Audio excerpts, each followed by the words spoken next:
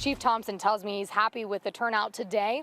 20 of their active members were tested and roughly 10 retirees. We know the inherent risks and we know the risks that we take, but we do them for the public that we serve. When firefighters fight fires, they can be exposed to hundreds of different chemicals, many of which are known to cause cancer. Sometimes you have to sacrifice yourself to help somebody else. Captain Ann Willett knows this all too well. I've been here almost 18 years. Which is just one of the reasons she sat in the chair today for the gallery test. Both my parents passed away from lung cancer, so there is cancer in the family. It's a multi-cancer early detection test produced by Grail LLC. This is like a smoke detector for cancer.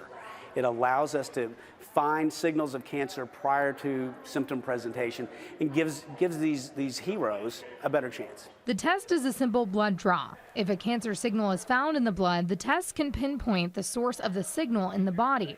Whitney Jones with Grail LLC says it's designed to have very few false positives. Firefighters have about a 9% increased risk of cancer, but about an increase of 16% of dying from cancer compared to the normal population. Chief Thompson says the tests were funded and supported by city officials. He, the mayor, and a council member got tested at the event.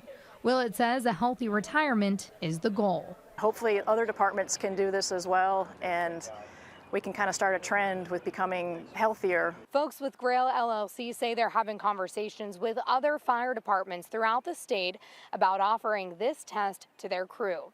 In Georgetown, Mariah Conchito, WKYT.